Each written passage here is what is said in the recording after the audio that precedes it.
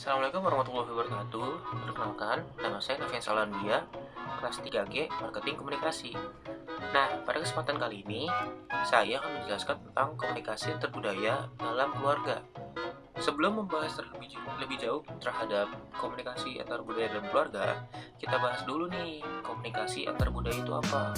Nah, menurut Stewart Altups, beliau mengatakan bahwa komunikasi antar budaya adalah komunikasi antara orang-orang yang berbeda budayanya.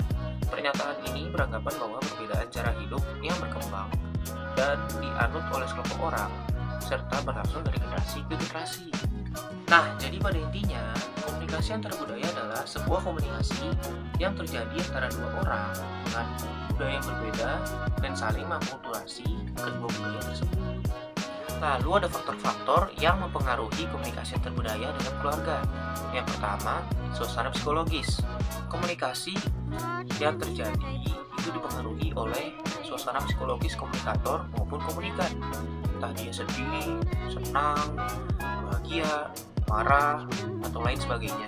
Yang kedua adalah perbedaan usia. Nah, perbedaan usia ini pasti ada di dalam sebuah keluarga. Misal, orang tua dengan anak pasti usianya berbeda, lalu kakak dengan adik pasti usianya berbeda, kecuali kembar, dan kembar pun biasanya berbeda waktu. Nah, lalu yang ketiga adalah etika bahasa. Etika bahasa ini pasti ada karena perbedaan usia tadi. Misalkan anak yang berbicara sopan kepada orang tuanya. Dan yang terakhir adalah kepribadian seseorang. Nah, kepribadian seseorang ini, intonasi, pemilihan kata, dan lain sebagainya, itu berdasarkan kepribadian seseorang. Misal, ada seorang anak berbicara kepada orang tuanya dengan nada sedikit lebih tinggi.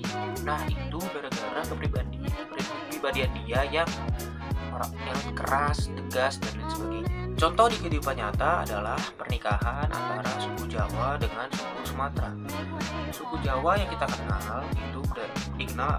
kenal adalah orang yang santun, berbicara dengan intonasi yang rendah, sangat menghargai budaya leluhur, dan lain sebagainya. Sedangkan dengan suku Sumatera, kita kenal dengan orang yang keras, tegas, berbicara dengan intonasi sedikit lebih tinggi, dan mempunyai semangat yang besar. Nah, berdasarkan hal tersebut, terdapat pula perbedaan cara mendidik orang tua dengan suku Jawa maupun dengan orang tua dengan suku Sumatera. Nah, orang tua dengan suku Jawa biasanya akan mengajari anak-anaknya untuk lebih menghormati orang tuanya, lebih menghargai budaya-budaya yang diturunkan oleh leluhurnya, menurunkan intonasi ketika berbicara kepada orang yang lebih tua. Sedangkan orang tua di suku Sumatera juga akan mengajari untuk menghormati orang yang lebih tua. Namun ada perbedaan sedikit, yaitu kita sebagai anak harus menjadi lebih tegas, harus mempunyai semangat yang besar, tidak peduli walaupun ada orang yang ingin menjatuhkannya, dan lain sebagainya.